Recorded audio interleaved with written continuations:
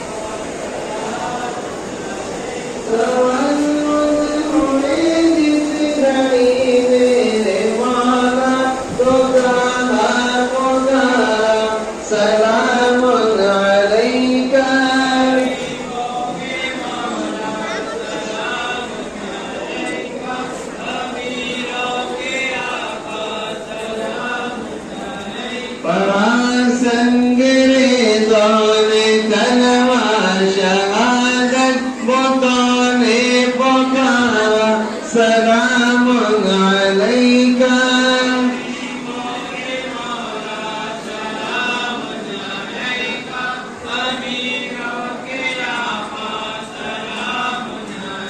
गुलाम आपके सब खड़े हैं यहाँ पर हमें बख्शवाना सलाम अलैका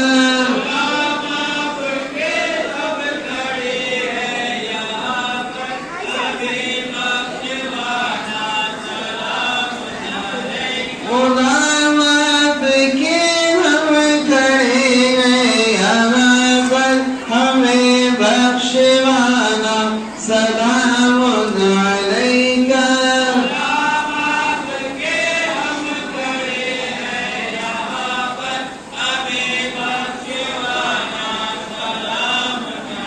शजर से हजर तक यही है सदाएं नबी आ रहे हैं सलाम अलैका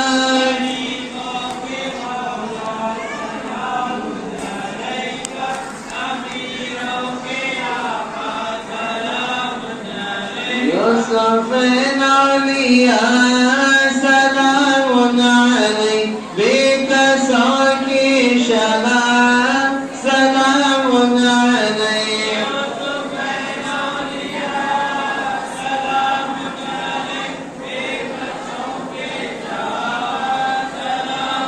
शोम कर दर तुम्हारा पाते हैं हर मर्द से शिफा सलाम अलैक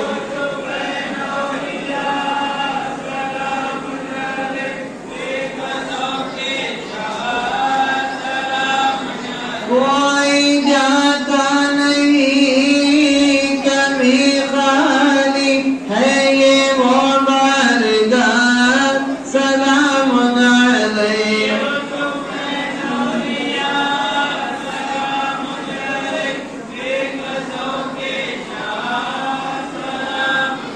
जलता है आपकी करामत से आंधी में भी दिया सलाम अलैक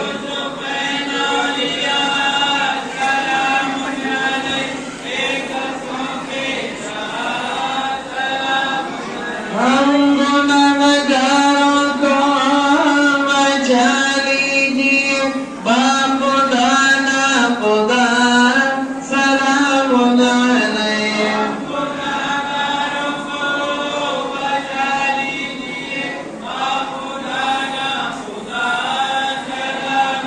रब्बना तक़ब्बल मिन्ना अल-फ़ातिहा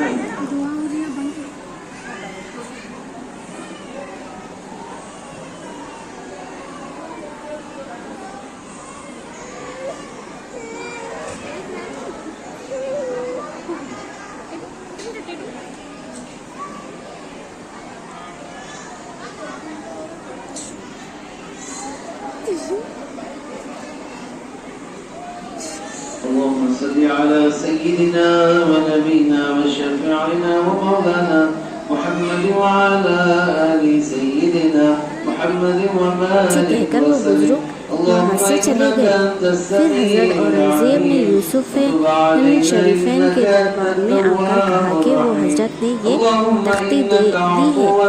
जब उन्होंने तख्ती पढ़ी मुस्कुराया और कहा जाओ आज रात वो किला तुम्हारे लिए फतेह हो जाएगा।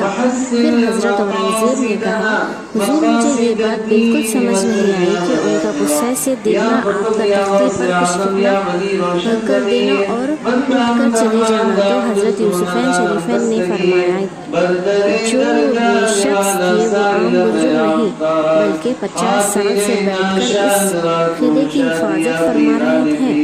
जब तक वो बुजुर्ग नहीं होते वो किला फतेह नहीं होता। तो मैंने उनकी बारगाह में अर्ज की तो वो वहाँ से चले गए। अब तुम्हारा ये किला फतेह हो जाएगा।